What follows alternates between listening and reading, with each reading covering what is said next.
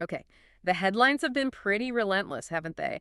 And the details behind them, well, they're even more intense. We're now, what, 7 days into this escalating conflict between Israel and Iran. It's got global attention, and you can feel the pressure building on the United States about, getting involved.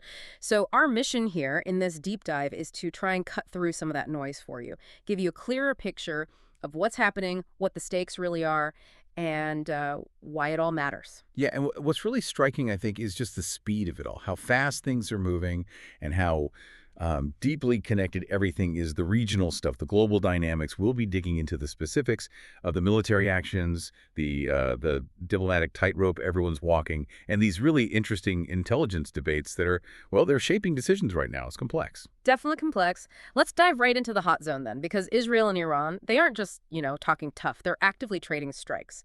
This feels very real, very dangerous. It is. The Israeli military says they've carried out a series of strikes. They're talking about targeting over 20 military sites deep inside Tehran. And these weren't like random hits. They specifically went for weapons production sites, centrifuge production sites, and also the research and development sites linked to Iran's nuclear weapons project. Centrifuge production sites? That sounds significant. Oh, absolutely. Centrifuges are, the key tech for enriching uranium. So hitting their production facilities is a direct shot at the heart of any potential weapons program.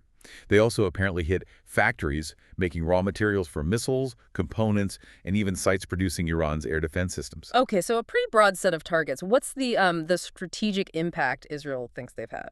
Well, their assessment is that they've significantly degraded Iran's ability to fire those large missile barrages. They're estimating roughly 40% of Iran's ballistic missile launchers destroyed. 40%, wow. Yeah, it's a big number.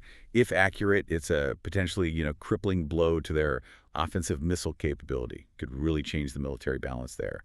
They also claim to have killed senior Iranian commanders involved in air defense, which would disrupt coordination. And because of all this, Israel says Iran is now firing, smaller barrages and trying to move missile assets further east, away from the immediate threat.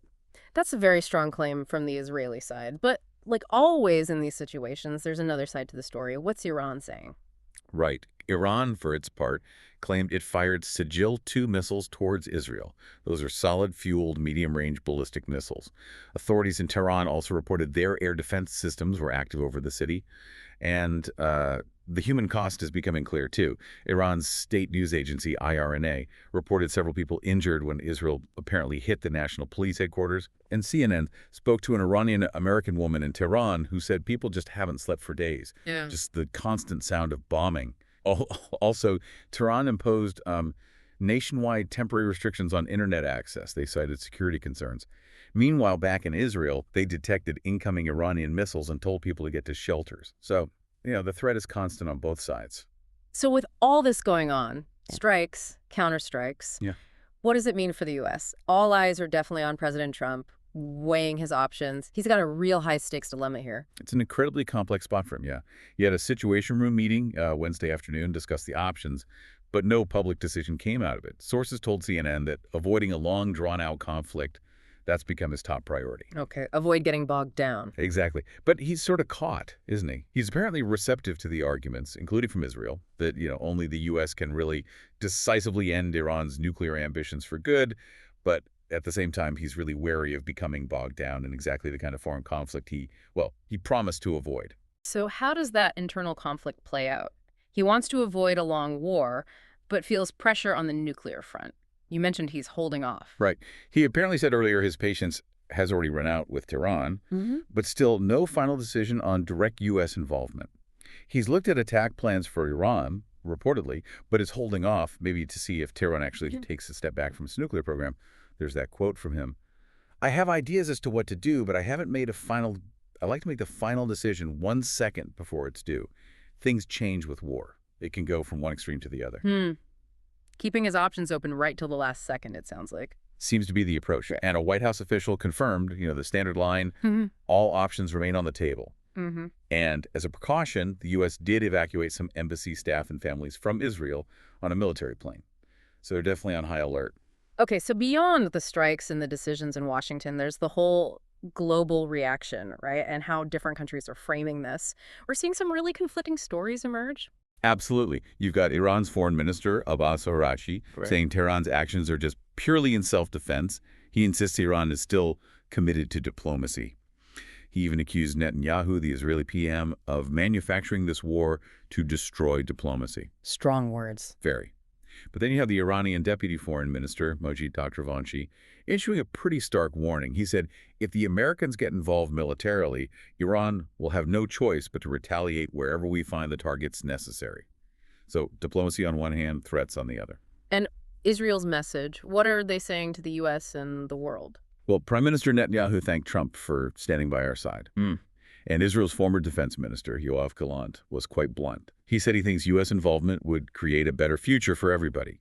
He called Trump courageous and bold and said he thinks Trump would pick this opportunity because, in his view, what is good for the American people is exactly what is good for the world and for Israel.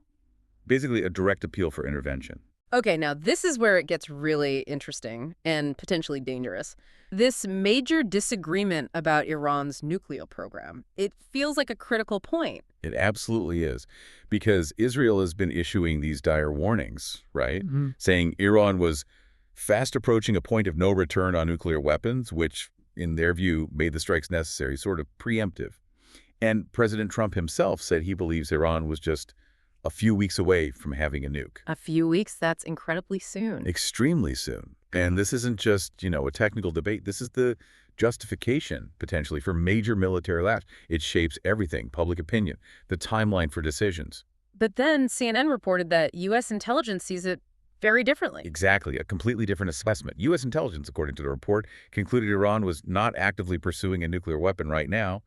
And crucially, they estimated Iran was maybe up to 3 years away from actually being able to produce and deliver one. 3 years versus a few weeks. That's not just a gap, that's a chasm. It really is. Yeah. And it's causing serious concern, especially in Congress. Democratic Senator Mark Warner pointed out that Trump seems to be contradicting the consensus opinion of the intelligence community. Yeah. He even quoted General Kurilla, the CNN commander, whose assessment was slightly different again. Kurilla apparently said if Iran decided to sprint for a weapon, they could maybe produce material for one in roughly 1 week, and enough for maybe 10 in 3 weeks. But that's if they decide to sprint. Okay, so even Kurilla's assessment has nuance. It depends on Iran making that decision to sprint. Precisely. And Warner drew a really stark parallel, expressing concern that, quote, when you cook intelligence, you end up with a war like Iraq. He's basically highlighting the immense danger of acting on potentially skewed intelligence. That's a sobering point. So with these conflicting views on the nuclear timeline, does it change the U.S. calculation, maybe push towards diplomacy more? What are other countries saying? Russia, for instance. Well, Russia's President Putin was quite cagey. He said he doesn't even want to discuss the idea of the U.S. killing Iran's leader. He made it clear that Russia's strategic partnership with Iran does not include a clause on defense cooperation. So, drawing a line there. Interestingly, Putin also revealed that Israel agreed to guarantee the safety of over 200 Russian experts working at Iran's Bushehr nuclear power plant. His overall call was for the international community to seek ways to end hostilities, but also maintain Iran's peaceful nuclear activities while ensuring Israel's security. A balancing act. And Europe. France often tries to mediate. Yes. French President Macron launched a European effort to negotiate an end to the fighting. He expressed concern about the Israeli strikes hitting targets seemingly unrelated to the nuclear program and the rising civilian casualties on both sides. Macron called for an urgent stop to military operations and a return to negotiations on the nuclear deal. And then, way over on the other side, you have North Korea denouncing Israel's attacks as an illegal violation and a crime against humanity, calling Israel a cancer-like entity. So a whole spectrum of reactions globally. Wow. Okay, so this isn't just an overseas crisis. It's clearly making waves right here in the U.S., too. How's it playing out domestically? Public opinion, Congress. Yeah, it's definitely resonating here. That Fox News poll you mentioned is quite revealing. Registered voters are pretty much split right down the middle on Israel's decision to strike Iran's nuclear sites. 49% approve, 46% disapprove. But there's a big partisan divide. Republicans approve strongly, like 73%. Democrats and independents, much lower, around 32%. Interesting split. What about the sense of danger? That's maybe even more telling. A majority, 59%, think the strikes actually make the world more dangerous, not safer. And while about 3/4 of voters now see Iran as a real national security threat, that's up quite a bit from 60% in 2019's support for financial aid to Israel's military, has actually dipped slightly. It's at 53% now, down from 60% last November. So some complex shifts in public mood. More people see Iran as a threat, but slightly less support for aid, and a feeling the strikes make things riskier. How's Congress reacting to all this, especially given the differing intelligence reports? Well, senior Senate Democrats, like Minority Leader Chuck Schumer, are really emphasizing Congress's role here. They put out a statement saying the president must consult Congress and seek authorization if he's seriously thinking about taking the country to war. They also said he owes Congress and the American people a strategy for U.S. engagement in the region. It wasn't just about consultation, but about having a clear plan. Their main push seems to be urging Trump to prioritize diplomacy and try to get a binding agreement to prevent a nuclear-armed Iran.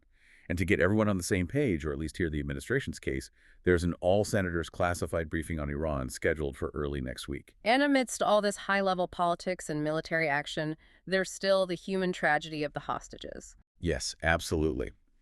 The families of the 53 hostages still held in Gaza, 20 believed alive, tragically 31 presumed dead, they wrote an open letter directly to President Trump. They're urging him to use this conflict, this moment of perceived weakness for Iran and Hamas, to push for a comprehensive deal to get their loved ones released.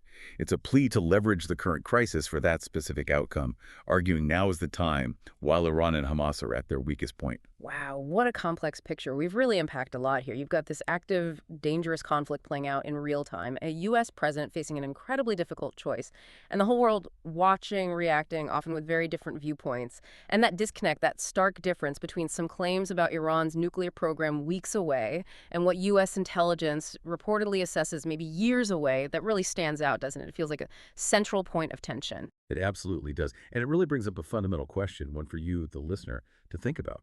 When you have such radically different views on how urgent and severe a threat is, how do decision makers balance things?